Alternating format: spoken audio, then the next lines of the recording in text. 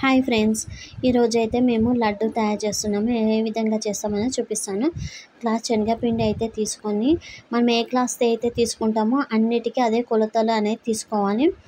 వాటిలో కొంచెం వాటర్ పోసి ఉప్పు కారం వేయొద్దండి. వేయకుండానే మనం ఉట్టి వాటర్ పోసి కలుపుకోవాలి. కలిపిన తర్వాత కడాయిలో ఆయిల్ పోసి వేడి చేసి ఆ స్పూన్తో మనము ఇట్లా బజ్జీలాగా వేసుకోవాలి.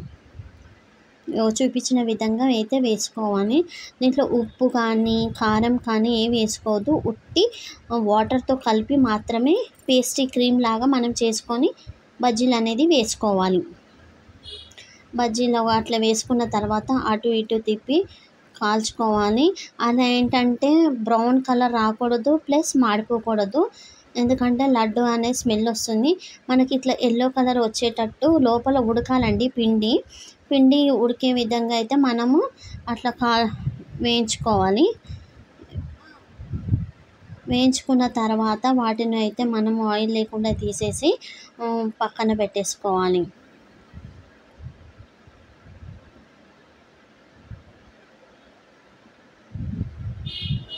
అలా చేసుకున్న తర్వాత వాటిని చల్లారనివ్వాలి. చల్లారిన తర్వాత మనమైతే మిక్సీకి వేసుకుంటున్నాము. మిక్సీకి అది మొత్తం మెత్తగా కాకుండా కొంచెం గరుకుగా ఉండేటట్టయితే వేసుకోవాలి. అప్పుడు మనకు లడ్డు అనేది బాగా వస్తుంది. సో వేసుకున్న తర్వాత ఒక కడాయి పెట్టేసుకొని వాటిలో కొంచెం నెయ్యి వేసుకొని అందులో పుచ్చ పలుకులు వేయించుకోవాలి. బ్రౌన్ కలర్ కొంచెం వరకు వేయించుకొని పక్కన పెట్టేసుకోవాలి. అదే కడాయిలో మనం ఏ గ్లాస్తోనైతే పిండి తీసుకున్నామో అదే గ్లాస్తో వాటర్ పోసుకోవాలి. మళ్ళీ అదే గ్లాస్తో చక్కెర అనేది తీసుకోవాలి. సేమ్ క్వాంటిటీ తీసుకోవాలి. అప్పుడైతే మనకు పాకంకి లడ్డుకి బాగా వస్తుంది. అది కరిగే వరకు కలిపేసుకొని అందులో కొంచెం ఆల్రెడీ మనం నెయ్యి వేసాం కదా, నెయ్యి అనేది దాంట్లో ఉంటుంది. కావాలంటే మనము టేస్ట్ కోసం అయితే వేసుకోవచ్చు. వేసుకున్న తర్వాత వాటిలో కొంచెం కలర్ వేసుకోవాలి. అప్పుడు లడ్డు కలర్ ఉంటుంది. అది కరిగేంత వరకు పాకం వచ్చే వరకు అయితే కలపాలి.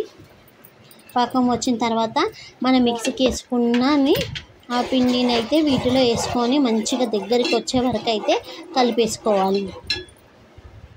అలా వేసుకున్న దాంట్లో తర్వాత కొంచెం దగ్గర అయిన తర్వాత మనం ఫ్రై చేసుకున్న పలుకులు వేసుకోవాలి.